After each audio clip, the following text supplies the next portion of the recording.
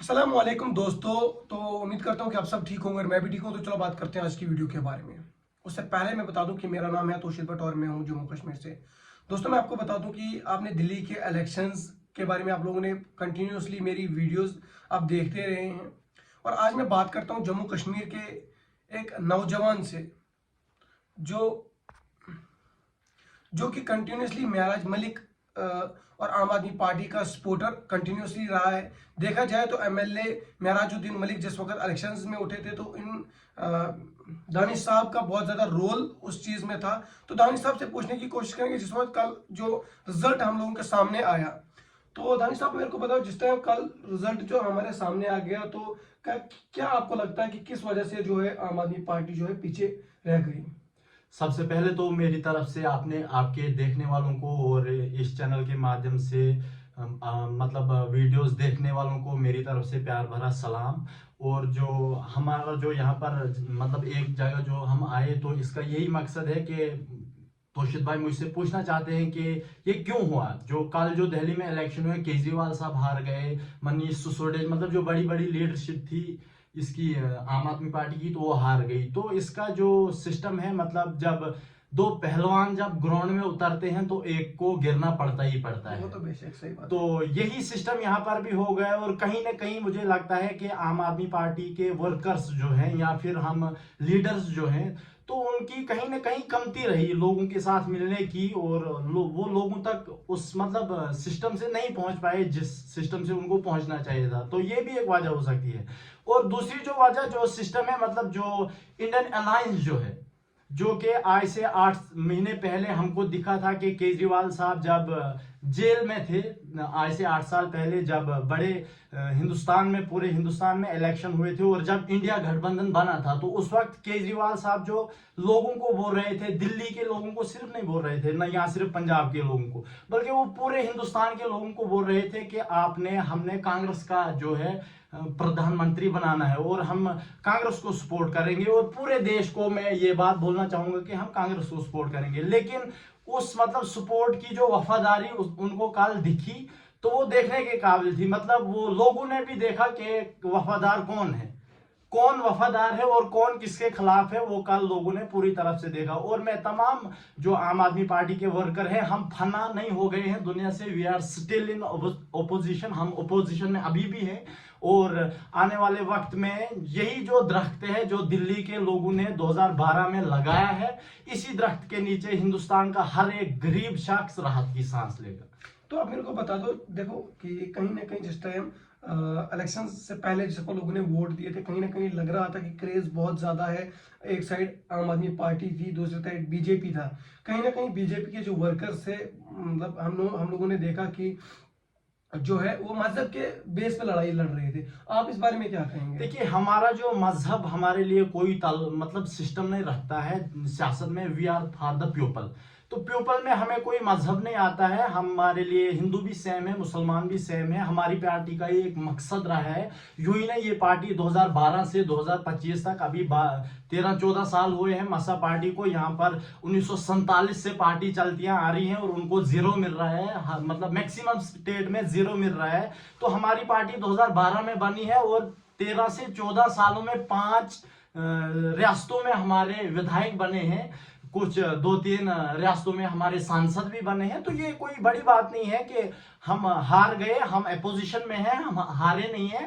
ये जंग अभी बहुत आगे तक जाएगी, लोग देखें। और हमारा मतलब लोगों के साथ अगर हम मिलते हैं तो वो हमारा साथ दे, अदरवाइज उनको लोगों को अपनी मर्जी है। अब मेरे को बताओ कि देखो जम्मू कश्मीर में जैसे महराज मलिक अभी बहुत बड़ी हस्ती है। मैं आपको बता दूं बहुत बड़ी हस्ती है अभी महराज मलिक जम्मू कश्मीर की। आपको मैं बता दूं कि अभी आप इलेक्शंस के टाइम महराज मलिक के साथ थे। अगर 2 मिनट के लिए महराजुद्दीन मलिक कहीं ना कहीं कुछ गलती करते हैं तो क्या आप उस टाइम महराज मलिक के सपोर्ट में रहेंगे या उसके गलत, या आप पार्टी के साथ रहेंगे या बाहर देखिए रहेंगे? अगर कोई अब मैं घर में अगर एक बंदा खराब है तो ये जरूरी नहीं कि हम घर को ही जला दें। अगर कोई एक बंदा खराब है तो उसके मतलब उसके सिस्टम में उसके उस खराबीपन पे बात होगी। तो उससे ये मतलब हम पार्टी को दोष नहीं चढ़ाएंगे। अगर कोई एक बंदा खराब है तो उसकी वजह से ये नहीं कि पार्टी खराब है। मतलब हमारा जो सिस्टम है कि हम गलत को साथ नहीं देंगे और पूरी उस हद तक लड़ेंगे जिस हद तक जा सकते हैं।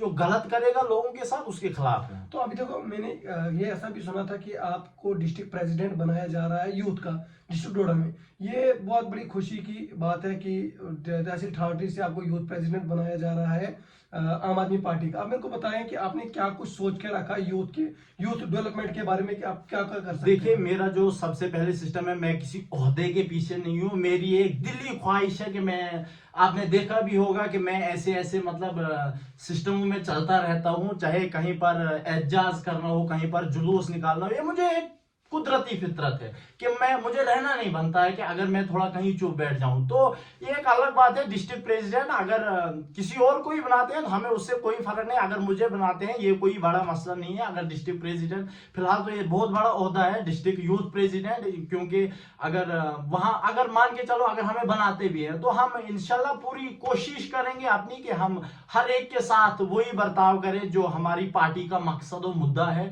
चाहे हम यूथ की बात करें, खेलों की अहमियत हो या कुछ भी हो, जहां मतलब जिसमें हमारा डिस्ट्रिक्ट जो है पूरा ही पीछे रह गया, या हम चनाब वैली की बात करें पूरा ही पीछे रह गए, तो हम अपना 100% देंगे, हर एक चीज में 100% देंगे। तो जैसा कि मैं आपको बता दूं कि चलो बात फिर से जम्मू कश्मीर की करेंगे। अभी आप देखने को मतलब मैं आपको बता दूं कि वो बोल रहे थे कि जम्मू कश्मीर में जनवरी से मार्च तक इलेक्शन फिर से होंगे, जो सरपंची के इलेक्शंस हैं। तो आपका क्या उस बारे में रोल है कि क्या आप खुद जो है सरपंची के लिए लड़ सकते हैं या नहीं? क्या आप नुमाइंदे आगे बन सकते हैं? देखिए, अभी ये मैं कंफर्म नहीं बोल सकता हूं, लेकिन अगर मुझे मतलब इसमें अभी कोई मुझे ये सिस्टम नहीं आया है कि मैं इलेक्शन कोई कंटेस्ट करूं, ये कोई बड़ी बात नहीं है।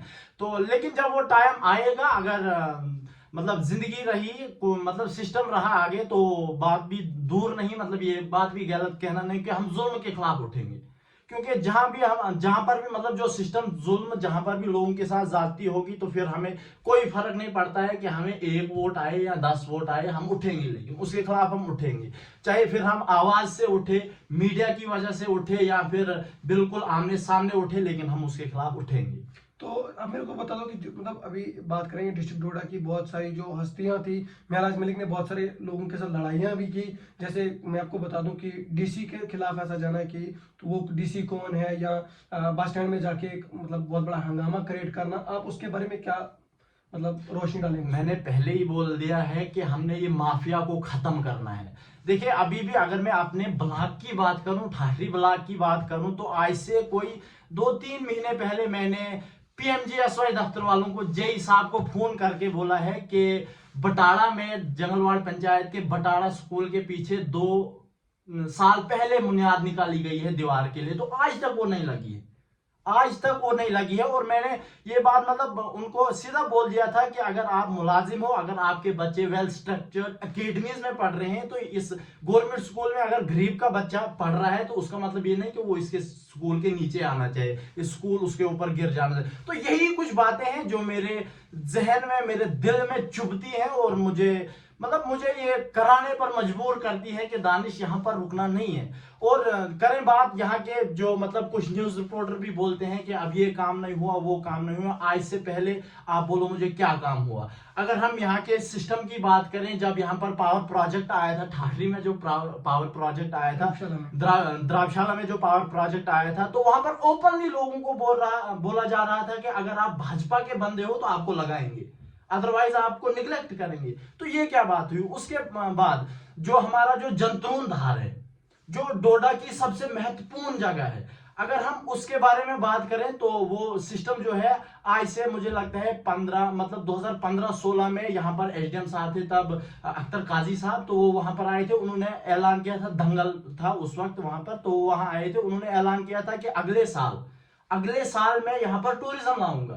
चलो, उन्होंने तो बोला था, वो एक गवर्नमेंट ऑफिशियल है, उनका मतलब उन्होंने बोल दिया, लेकिन जो लीडरशिप रही उसके बाद 2015 के बाद आज तक, वो कहीं नहीं दिखी। आप टूरिज्म छोड़ो, रोड नहीं पहुंचा है जंद्रून में, रोड नहीं अभी, मतलब वेल डिफाइंड कोई प्रॉपर रोड नहीं पहुंचा अभी जंद्रून। तो यही कुछ बातें हैं जिनके लिए हम उठे हैं, और आम आदमी पार्टी आई है इसी बात को लेकर। J&K में आप देखने को मिलेगा, और मैं आम आदमी पार्टी कि मतलब तमाम पूरे हिंदुस्तान में जितने भी वर्कर हैं, दिल्ली में हारने से यहाँ कुछ हम बिल्कुल निस्तो नाबूद नहीं हो गए हैं। वी आर स्टिल एग्जिस्टिंग, हम अभी भी हैं और ये जंग जारी रहेगी। और जो यहाँ पर लोगों को बेवकूफ बनाते हैं, अब महराज को ये हो गया, अब दिल्ली में चली गई, अब ये हो गया। और मैं ये जो कुछ लोग यहाँ पर फितना फैला रहे हैं उनको ये बोलना चाहूंगा कि उस जंग के बारे में मत सोचो जो तुम कभी जीत नहीं सकते हो। उस जंग के बारे में मत सोचो।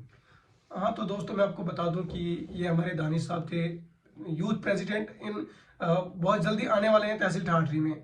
तो आप लोगों को वीडियो कैसी लगी तो जल्दी से जल्दी लाइक करो, कमेंट करो और शेयर करो। और दानिश भाई के बारे में क्या कुछ आपका कहना है कमेंट सेक्शन में जरूर आके बता देना। और हाँ, अगर आप मेरे चैनल पर नए हैं तो सब्सक्राइब के बटन को जरूर दबाएं। मिलते हैं कल की एक ऐसी ही मजेदार वीडियो में, तब तक के लिए अल्लाह हाफिज। Thank you.